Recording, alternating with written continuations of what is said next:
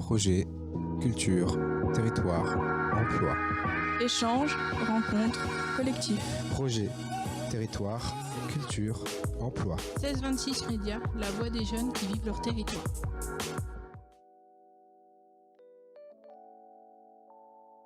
On a été vélo et on va passer vélo électrique. Chez nous, eau minérale. Toilette classique. Shampoing liquide. Ah non, machine à laver.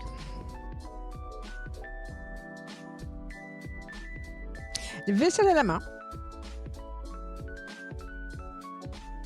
Les deux, mais plus local, de plus en plus. Fabriquer ses produits. De préférence réutilisable.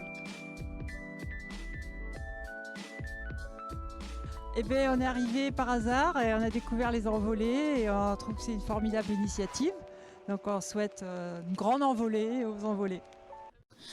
Bienvenue à toutes et à tous. Nous nous retrouvons sur ce plateau du 1626 Médias pour les 30 ans du Parc des Marais qui, à cette occasion, organise les envolées. Je suis accompagnée de Donovan. Bonjour à vous. Nous recevons Monsieur François Lenormand. Bonjour. Bonjour. Ça va ? Ouais, ça va bien. Vous étiez instructeur aujourd'hui, président du club CPN, Connaître et protéger la nature. Animateur du collectif Éduquer à la nature. Et en 2018, vous avez été impliqué dans le projet du Grand Secret du Lien. Vous avez emmené 12 enfants de 12 ans, c'est ça, durant 25 jours dans la nature pour les sensibiliser. Alors en quoi cet atelier immersif a eu un impact ? Eh bien oui, alors donc rappelons l'idée. L'idée était que même les enfants, ils le savent, on a un problème avec la nature, très clairement. Quand l'homme en général a un problème avec la nature. Ouais. Et là, on avait envie de voir avec ces enfants-là, donc 12 enfants de 12 ans, vous l'avez bien dit, oui. Quels étaient les processus par lesquels on pouvait leur faire comprendre qu'ils ont un lien avec la nature. C'est quoi être connecté à la nature, comme on dit aujourd'hui. Alors on était toute une petite équipe et on a cherché quoi leur proposer pour essayer de comprendre, après avec tous les autres enfants, ce qu'on pourrait leur... dans quelles conditions il faut réunir pour qu'ils comprennent qu'ils font partie de la nature, qu'ils sont liés à la nature, qu'ils ont un impact sur la nature et qu'il faut s'occuper de la nature. Et alors je me permets de rebondir parce que vous parlez de méthode. Quelle méthode vous utilisez ? Eh ben, on a compris grâce à ces enfants-là, mais c'est un peu qui nous l'ont fait comprendre, que d'abord il faut laisser beaucoup plus de liberté aux enfants dans la nature. Il faut prendre beaucoup plus le temps et réussir à mettre les enfants souvent dans la nature, beaucoup plus souvent qu'on ne le fait. Je sais pas si vous savez, mais il y a une étude en Angleterre qui est parue qui dit que les détenus passent plus de temps à l'extérieur que les enfants. Vous imaginez ça ? C'est dur à croire. Ouais, c'est dur à croire, mais c'est la réalité. Dans votre équipe des animateurs et des praticiens, il y a des praticiens qui pratiquent la pédagogie perspective. C'est ce que vous venez de nous expliquer. Est-ce que ça a ce titre-là ou est-ce autre chose ? Alors ça, c'est un peu une chance qu'on a eu de croiser ces personnes-là qui, en effet, pratiquent la pédagogie perceptive. Alors il y a perceptive, il y a perception. C'est-à-dire qu'on s'aperçoit aujourd'hui que en gros, la nature, on prend ça pour un décor. Les gens, le dimanche, ils vont se balader dans le marais, dans le bocage, dans la forêt. On n'est pas sûr qu'ils fassent très attention à la mer, au marais, au bocage ou à la forêt. C'est un décor. Et c'est dommage parce que là, les pédagogues de la perception nous ont bien démontré que si on est un peu entraîné et qu'on fait un peu attention à la nature, c'est-à-dire que ça consiste à poser son attention sur ce qui nous entoure. Alors c'est facile quand on est tout seul. Quand tu es tout seul dans la forêt, t'as pas le choix. Tu fais forcément attention à tout ce qui est autour. Tu es avec un copain ou une copine, forcément on parle, on fait des trucs. Bon, arrêtez de sourire. En tout cas, quand on est plusieurs dans la nature, évidemment, notre attention elle est un peu dispersée puisque on fait attention à ce que l'autre nous dit, on papote et ça détourne notre attention de la nature. On s'est aperçu que au début, quand on est avec des enfants dans la nature, on leur dit « Oh, regardez là-bas les enfants, il y a un oiseau sur l'arbre. » Tout le monde regarde l'oiseau, on dit « Oui, c'est une maison charbonnière, vous avez vu, elle est comme ci, elle est comme ça. » Les enfants ils font « Ouais, ok. » Mais après, on s'est aperçu qu'il y a une autre étape où dans le même type de situation, que le même groupe d'enfants, un petit peu après, on fait « Oh les enfants là, vous avez vu? Vous avez rien remarqué ?» Et là, ils disent « Ah oui, là-haut, dans l'arbre, il y a une mésange. » Vous avez vu, c'est pas exactement le même processus. Puis après, il y a une troisième phase encore où on se promène dans la forêt, on dit plus rien.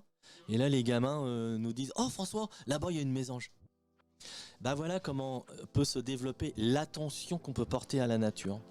Parce que la nature aussi, elle a un effet sur notre cerveau. Il y a des centaines d'études aujourd'hui dans le monde, aux États-Unis, dans les pays nordiques, au Japon. Il y a des centaines d'études qui démontrent l'effet de la nature sur notre cerveau et sur notre santé. C'est extrêmement étudié, c'est très connu aujourd'hui. Il n'y a plus aucun doute sur la question. La nature nous fait du bien. Du coup, comme dit tout à l'heure, vous êtes un ancien instituteur. Est-ce que vous pouvez considérer que ce soit possible que ce soit inclus dans des programmes scolaires? C'est tellement possible que dans le village où j'habite, tout le monde était un petit peu au courant de notre affaire du grand secret du lien. Et il y a la maîtresse d'école des CM1, CM2 qui est venue me voir un jour en me disant « François, ce serait trop bien que tu nous fasses le grand secret du lien avec ma classe. » Donc, dans un premier temps, j'ai un peu ri. En lui disant, mais attends, là, c'était quand même 25 jours, tu peux pas mettre ta classe 25 jours dans la nature. Et puis après, on a réfléchi, et je lui ai dit, d'accord, on va le faire. Et pendant 4 jours, on a emmené sa classe en forêt. Et au début, les enfants, ils croyaient qu'on allait leur apprendre les oiseaux, les arbres, tout ça. On a dit, non, on va faire des jeux, on va faire des activités. Et là, on a appris aux enfants à observer la nature, à l'écouter, à rester tout seul dans la forêt au pied d'un arbre. On leur a appris à faire des câlins aux arbres, ça fait rigoler ça. Et donc, on a fait ça pendant 4 jours. Et au bout du 4e jour, on a mis les enfants par petits groupes, sans adultes, avec un poster, un marqueur. Et on leur a dit, est-ce que vous voulez bien nous écrire ce que vous retenez et ce que ça vous a fait pendant ces 4 jours. Ils ont dit des trucs comme ça nous a apaisés, on se sent mieux, désormais je ferai attention à la nature, je ne vois plus la nature de la même manière. En fait, ce que disaient ces enfants, c'est que ils avaient développé une forme peut-être de familiarisation avec la nature. Nous, on dit qu'ils sont tombés en empathie avec la nature. Et alors, c'est pas miraculeux, hein, et on n'a pas fait de ces enfants-là des écologistes pour la vie. Mais n'empêche que quelque chose a bougé en eux. Et aujourd'hui, ils n'ont plus la même relation à la nature. Et après, ces enfants-là, on les a revus tout au long de l'année. Et on a bien vu que ils avaient changé leur regard sur la nature. Et ça, c'est énorme. Du coup, est-ce que vous avez d'autres projets qui vont venir plus tard ou pour l'instant, vous vous consacrez objectivement à ce projet-là pour les plus jeunes? Alors, oui. Il y a eu 2 concrétisations suite à cette aventure. La première, c'est qu'on a décidé de former des passeurs de nature, entre guillemets, c'est-à-dire d'expliquer tout ce qu'on a appris à d'autres personnes qui vont être à leur tour des passeurs de nature pour qu'ils puissent faire pareil. Et voilà, de temps en temps, on propose des formations. On va en proposer une à l'automne. Les renseignements, on les a auprès du collectif Éduquer à la nature en Normandie. On trouve ça sur la toile.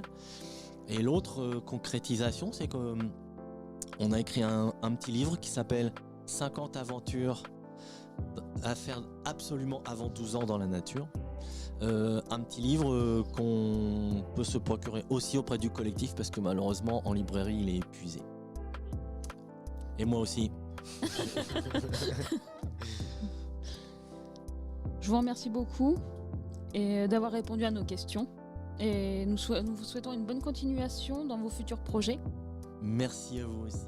Projet, territoire, culture, emploi. 1626 Médias, la voix des jeunes qui vivent leur territoire.